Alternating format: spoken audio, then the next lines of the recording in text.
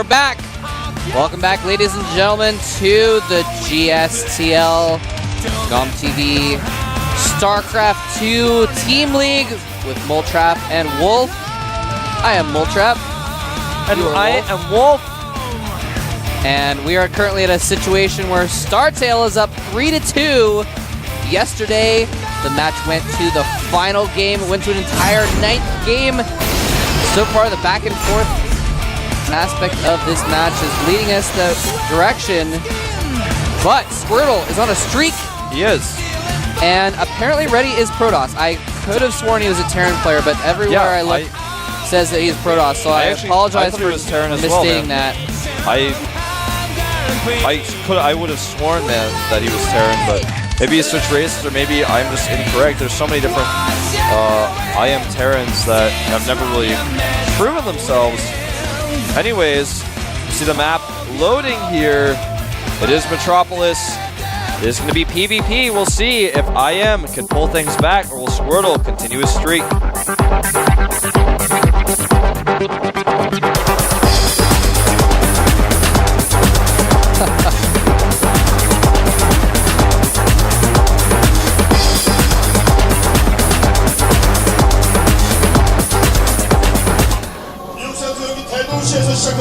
All right, over here at the left side of the city that's just down the space street from Metropolis, it is Squirtle, named after a Pokemon. And over here at the right side of the map, I remember this guy now. He used to be known as I Am Nuts. Now he's ready. He was also known as Peanut Cookie. But yeah, I remember making all kinds of jokes about Nuts. I guess he really likes peanuts, man. I guess. I guess so. He's ready for a snack. I like how these Protoss players have been.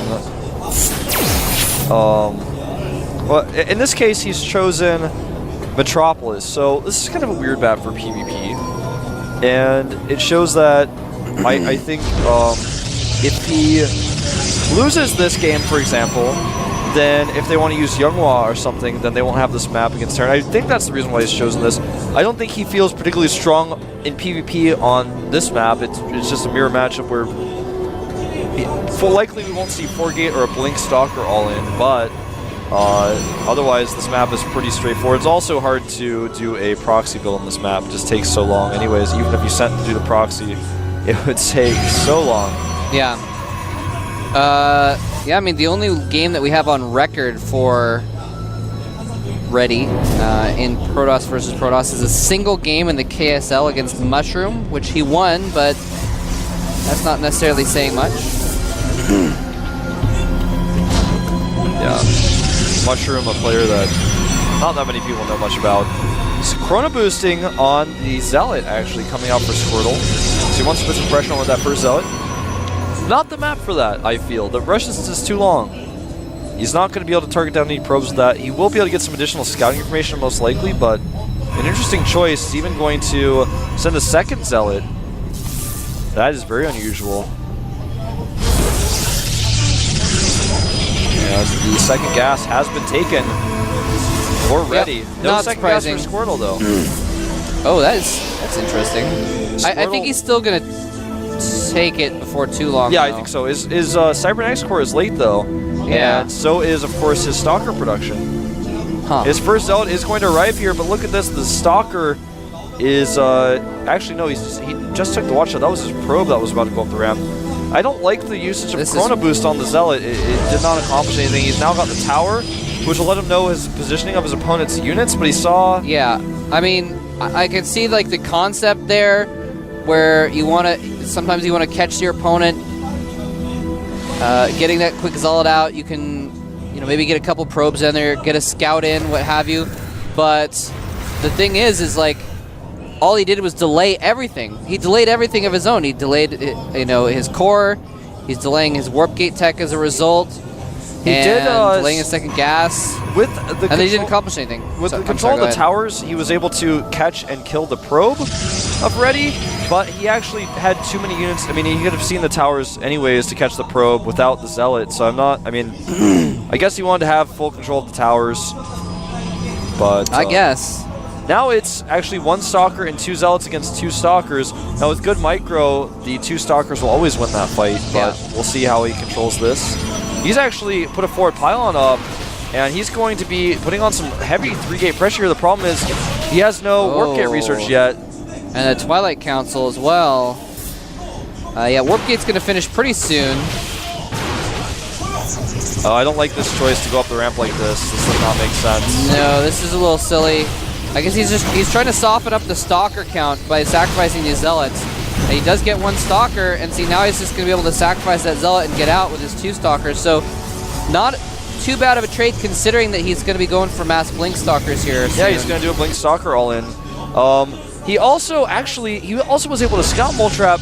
There's no Robo in there. He could make a Dark Shrine, but I don't think that's going to be the case. Yeah, he gets Blink. And he's actually taking out more Stalkers here. Yeah, Reddy got a little overzealous and moved down the ramp. And he's lost 2 more Stalkers, I believe. That expansion is not going to... Well, I don't know, actually. Well, Squirtle has 3 gateways and Reddy has 3 gateways, so they're both producing the same amount right now. So he might be able to try and hold that expansion for now, but Blink is almost half completed, and once that completes, he's going to engage, and it's going to be tough to hold that off. And he's even forcing him.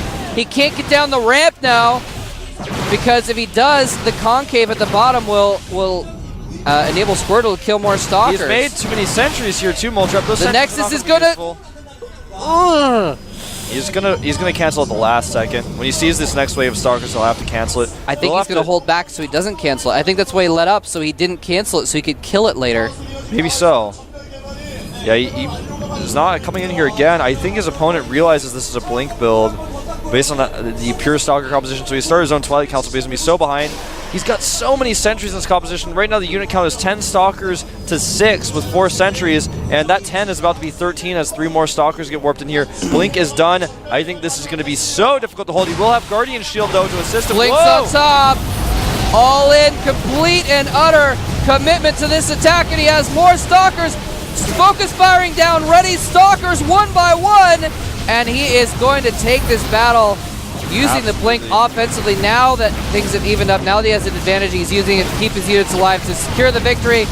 Sniping that sentry, and there goes the last of his army. And now he can polish off that Nexus if he wants to, but he's just going for the kill. Going for the kill, indeed. That sentry way too late, and GG. Squirtle streaking his streak up to 3 wins in a row. Yeah, some sick aggression. The trade of 2 Zealots for 1 Stalker, it didn't seem intelligent at first, but considering how he used that and also how he controlled the natural and how he was able to pick up Stalkers one after the other, he just had better control than his opponent. It's hard to hold a Blink Stalker all in with a Nexus without any Immortals. It's almost impossible, and if you do so, you cannot do it with that many sentries. 1 sentry with Guardian Shield's all you want. You don't want to try to use Force Shields. Force Shields are useless against Blink Stalkers. Yeah, that worked out really well for him. And yeah, I really like that, going in with those 2 Zealots. He got the Zealots out early, so he had the advantage in that sense. And even though he had 2 Stalkers to like 4, he was able to pick one off and help him get the Stalker advantage for the next engagement. So that was kind of clever. Now, I mean, I feel like maybe Reddy could have microed that a little bit better too. I mean, he was attacking the Zealots. Yeah. You don't want to attack the Zealots, right? You want to usually what you do is you attack the enemy Stalkers. While the Zealots are approaching, you just walk past them and then right-click on the Stalkers and continue to micro that way. If he had seen the 2 Zealots and the Stalker in the middle of the map, the units wouldn't have even gotten towards his base. He would have attacked. And when the third Stalker, or rather when the second Stalker got there, that was when things changed outside of his base. But he just was not as active with his 2 Stalkers that he had out as he should have been. And that's kind of the point of doing the 3 Stalker rush, is to be aggressive with your Stalkers. He wasn't really. And that's a build that I did not expect to see on that map. did not expect to see on a map of that size a Blink Stalker all in. I didn't really expect to see that type of expansion build either. So it was kind of a funky game in general, but yeah, he picked off enough Stalkers to where his Stalker count was not only better than his opponent, but when Blink finished, it was like, of course he's going to win that fight. Yeah. So 4 wins, man. Trouble, man. Yeah. Well, final life. They got one guy left. They got one more chance, and you know this would be the situation where they would want to send an MVP. Yeah.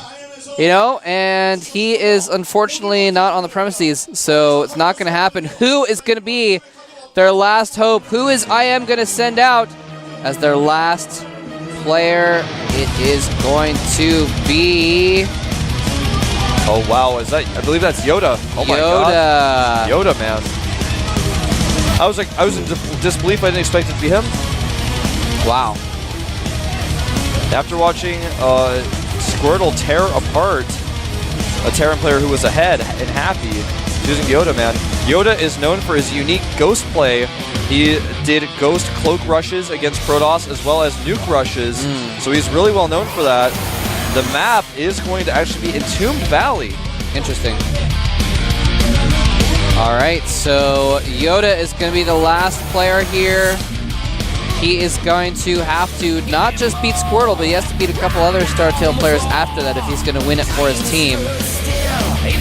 Well, if the trend from yesterday continues, he definitely can do it. That's true, that's true.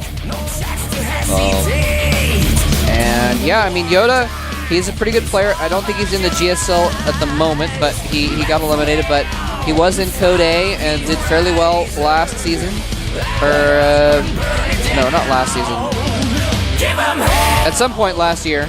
Yeah, he was doing well in the individual league for a while. He had a few bad runs and fell out, but he's definitely a player who had the potential to do well in individual league. Yeah, we've seen him around a lot, that's for sure. Yeah. So it's all going to be up to him. I guess he hasn't played on this map. Nope, has not. He has not played since this map was introduced to the pool. Oh, that's right. He's never played in the individual leagues. First season of Team League, his first appearance this year in 2012. Can he take out Squirtle and then face the rest of the StarTale team, or will Squirtle continue his Protoss streak here at the GSTL on Entombed Valley?